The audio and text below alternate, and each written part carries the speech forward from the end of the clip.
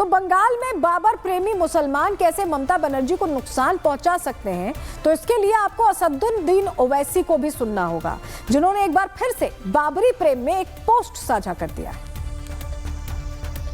जब तक दुनिया रहेगी सुनो संघ परिवार, हम हिंदुस्तान में बाबरी मस्जिद की शहादत का जिक्र करते रहेंगे। दुनिया को बताएंगे कि तुमने जाकर सुप्रीम कोर्ट से वादा किया था कि मस्जिद की एक ईंट को हाथ नहीं लगाया जाएगा। तुम्हारे लोगों ने मस्जिद को शहीद किया और हमारी मस्जिद जो 550 साल से वहां पर थी, जहां पर हमने हय्या अलल सलाह और हय्या अलल फलाह की सदाएं दी, तुमने मस्जिद को शहीद किया और मोमेंटो के तौर पर तुमने ईंट को उठाकर लेकर गए। हम अपने बच्चों को सिखाकर जाएंगे इस दुनिया से, अगर हमारी सिस्कियां बाकी रहेंगी तो हम कलमा भी पढ़ेंगे और कहेंगे बाबरी मस्जिद की शहादत को याद रखो। अब एक तरफ असदुद्दीन ओवैसी बाबरी की याद में पोस्ट कर रहे हैं, तो वहीं दूसरी तरफ बीजेपी ने कार सेवकों की याद में आज शौर्य दिवस मनाते हुए एक पोस्ट किया है। आपको वो पोस्ट दिखाते हैं। 6 दिसंबर 1992 भारत की सामूहिक चेतना का वह दिन जब भारत ने 500 वर्षों से भी अधिक की गुलामी को हमेशा के लिए समाप्त कर दिया था। कांग्रेस और सपा की तुष्टीकरण वाली राजनीति ने आजाद भारत में भी दशकों तक प्रभु श्री राम के धाम को गुलामी की जंजीरों में जकड़े रखा था, लेकिन सैकड़ों सनातनियों ने अपने प्राणों की आहुति देकर रामलला के मंदिर के मार्ग में बाधा बनी बाबरी मस्जिद को हमेशा के लिए हटा दिया। आज उन वीर सनातनियों को स्मरण करने का दिन है, जिनके बलिदान की वजह से सैकड़ों वर्षों बाद प्रभु श्री राम के मंदिर का सपना साकार हुआ। आज उस वैभवशाली चेतना को नमन करने का दिन है, जिसकी वजह से प्रभु श्री राम का भव्य धाम साकार रूप ले चुका है।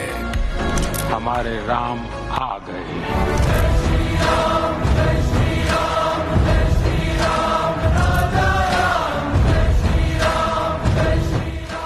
अब बीजेपी के इस पोस्ट को लेकर बीजेपी नेता साध्वी निरंजन ज्योति ने क्या कुछ कहा है, वो भी सुन लीजिए। कहेंगे क्योंकि आज 6 दिसंबर की तारीख है।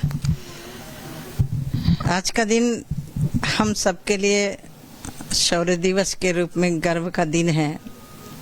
आज ही के दिन भारत के अंदर श्री रामलला के मंदिर के ऊपर जो कलंक का ढांचा बनाया गया था, आज के दिन ही ढा दिया गया था।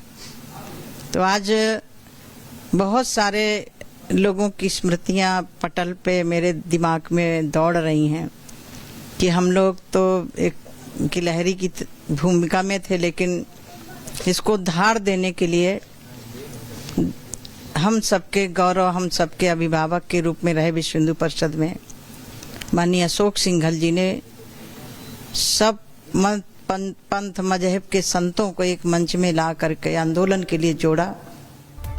तो एक तरफ बाबरी को लेकर पश्चिम बंगाल में हंगामा हुआ, तो वहीं दूसरी तरफ काशी और मथुरा में सुरक्षा व्यवस्था चाक चौबंद दिखाई दी। आपको तस्वीर दिखा रहे हैं, मथुरा से आप तस्वीर देख रहे हैं, जहां आज 6 दिसंबर की तारीख को लेकर सुरक्षा व्यवस्था बढ़ा दी गई, पूरे दिन मुस्तैदी देखी गई। तो मथुरा की तस्वीर आपको दिखा रहे हैं, क्योंकि जिस तरह से आज तारीख थी 6 दिसंबर और हुमायूं कबीर का जो ऐलान हुआ, पश्चिम बंगाल में जो सरगर्मी थी, ये देखते हुए मथुरा में आप देखिए कि पुलिस की डिप्लॉयमेंट भी बढ़ाई गई और पूरे दिन एक तरह से चाक चौबंद व्यवस्था दिखाई दी है। फ्लैग मार्च जैसी तस्वीरें भी सामने आई। और दूसरी तस्वीर आपके सामने रख रहे हैं, ये काशी में सुरक्षा व्यवस्था आप देखिए। 6 दिसंबर की तारीख के मौके पर देश भर के जो बड़े धार्मिक स्थल हैं, वहां पर भारी सुरक्षा व्यवस्था बनाई गई है। और ये काशी के मुख्य द्वार की भी, हम आपको विश्वनाथ मंदिर के मुख्य द्वार की भी तस्वीर दिखा रहे हैं, जहां पर देखिए ज्ञानवापी वाला विवाद तो चल ही रहा है और इस बीच ये सिक्योरिटी डिप्लॉयमेंट बढ़ते हुए आप देख रहे हैं। मथुरा काशी से लेकर ये सुरक्षा व्यवस्था अयोध्या में भी देखी गई, जहां सुरक्षा हाई अलर्ट पर रही, तो वहीं जगह जगह वाहनों की चेकिंग भी की जा रही थी।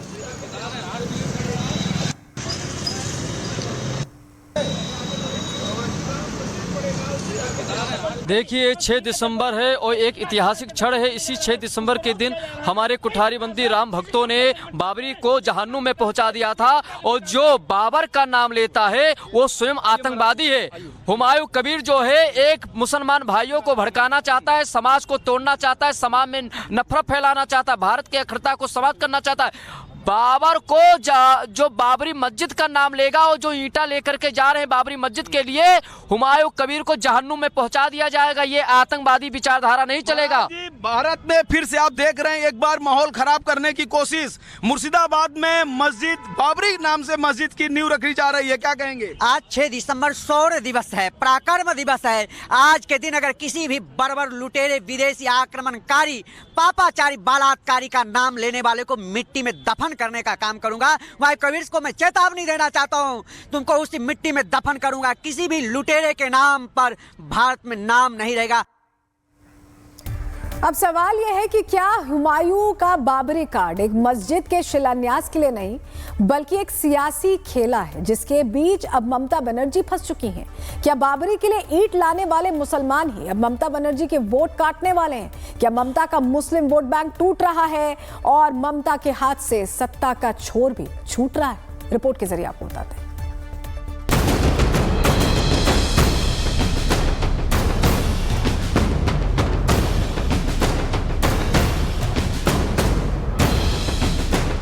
बंगाल में बाबरी मस्जिद, मीर बाकी का जिक्र, धार्मिक नारे।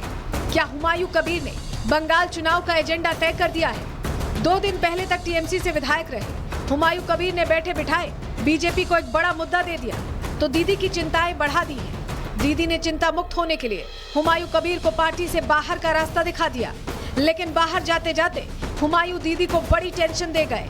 कल तक ममता का आशीर्वाद लेने वाले हुमायूं अब ममता बनर्जी को ही चैलेंज कर गए। ये मस्जिद बनाएगी, इनका गुस्सा क्यों है? इनका बॉबी हकीम तो हिंदू है, वो बिहारी है, वो गोवा से जन्म लिया, उनका पिताजी गोवा से यहाँ आया, वो कलकत्ता का मेयर बना के रखा, वो गुड़बाग बना के रखा। वो क्या बोलेगी क्या नहीं बोलेगी वो मेरा कोई सोचने का कोई जरूरत नहीं है। ममता को चुनाव की चुनौती देने वाले हुमायूं अब पश्चिम बंगाल में सियासी ध्रुवीकरण के नए तारे बन चुके हैं, जिनके आसपास कट्टरपंथियों का अंधेरा है तो कई राजनीतिक दलों के लिए नई आस की एक सुबह। तक दुनिया रहेगी सुनो संघ परिवार, हम हिंदुस्तान में बाबरी मस्जिद की शहादत का जिक्र करते रहेंगे।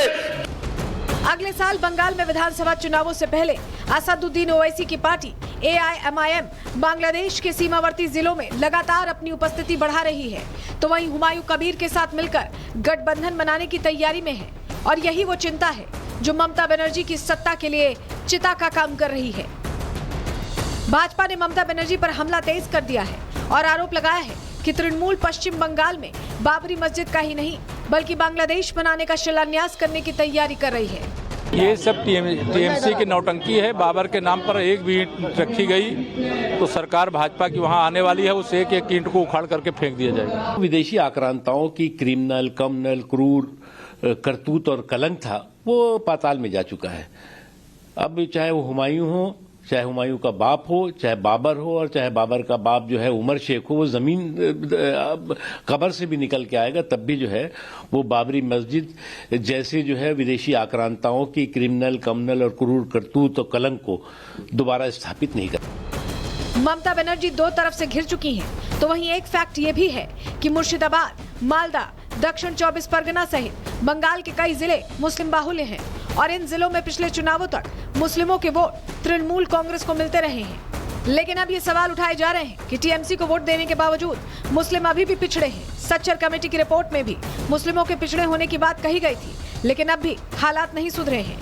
मुझे लगता है कि ममता बनर्जी ने हमेशा से उनको एक वोट बैंक के रूप में यूज किया है, जो कि सिर्फ वोट बैंक ही नहीं बल्कि एक वहां पे आप समझ सकते हैं कि जब हम बाकी राज्यों की तुलना करते हैं तो वहां पे एक अनार्किस्ट स्टेट के रूप में जाना जाता है, जो कहीं न कहीं ये दिखाता है कि वो सिर्फ मुस्लिमों का वोट लेने के लिए इस तरीके के हथकंडे को यूज करती हैं। और मैं मानता हूं कि भारत एक सॉवरन स्टेट है और सॉवरन स्टेट होने के नाते इसमें केंद्र की भी बहुत बड़ी भूमिका बन जाती है। पश्चिम बंगाल में होने वाले विधानसभा चुनावों से पहले हुमायूं कबीर ने मुर्शिदाबाद को सियासी बैटल ग्राउंड बना दिया है। जहां ममता बनर्जी धर्म संकट में फंस चुकी हैं। अगर वो हुमायूं कबीर का समर्थन करती हैं, तो पूरे देश में उनकी हिंदू विरोधी छवि बनेगी। वहीं अगर वो हुमायूं कबीर का विरोध करती हैं, तो मुसलमानों की नाराजगी का डर है। फिलहाल ममता ने दूसरा विकल्प चुना है। अब देखना ये होगा कि मुसलमान ममता से नाराज होते हैं या फिर इसे हुमायूं की एक गैर जरूरी सियासी चाल मानकर भूल जाते हैं। देखिए, मैं ये कोई भी मस्जिद अगर वो जायज जगह पे है और उस पे उसका नक्शा पास है, उस पे इबादत करने वाले वहाँ लोग हैं, वो बना रहे हैं, मस्जिद बन सकती। पर जो लोग बाबर के ही नाम से मस्जिद बनाना चाहते हैं, उसके पीछे कहीं ना कहीं राजनीति है, तो उसकी नियति खत्म हो गई। मेरे ख्याल से बिल्कुल गलत है। इस तरीके का बयान फिर से मुल्क को तोड़ने की एक साजिश है और इनके पीछे कोई सियासी लोग हैं जो अपने इनको मोहरे के तौर पर इस्तेमाल कर रहे हैं। मंदिर और मस्जिद के नाम पर बहुत झगड़ा हो चुका है, माओ की गोदियां उजल चुकी हैं, औरतों के सुहाग लुट चुके हैं। क्या आप सल्लल्लाहु अलैहि वसल्लम की एक हदीस है जिसमें साफ साफ कहा गया है, जिस व्यक्ति के नाम पर तोहमत हो उसके नाम पर मस्जिद का नाम नहीं रखा जाना चाहिए। लेकिन क्योंकि बाबर से बहुत प्यार है उनके वंशजों को, और इसलिए लगातार वो निर्णय जो सुप्रीम कोर्ट ने निर्णय दिया, जिसको देश के हिंदू और मुसलमानों ने ईमानदारी से माना, उन जख्मों को जो मुसलमानों के ऊपर जो जख्म लगे थे उन्हें दोबारा कुरेदा जा रहा। मुर्शिदाबाद से हुमायूं कबीर ने जो सियासी प्रयोगशाला खोली है, उसका नतीजा क्या होगा ये तो बंगाल चुनाव से साफ हो जाएगा। लेकिन इस पूरे सियासी खेल के बीच आज मुखौटा उन चेहरों से भी हटा है जिनके दिल में बाबर बसता है। ये बाबर प्रेमी गैंग है जो आज हुमायूं के बाबरी चोले में बेनकाब हो चुका है। Bureau report, Republic Bharat.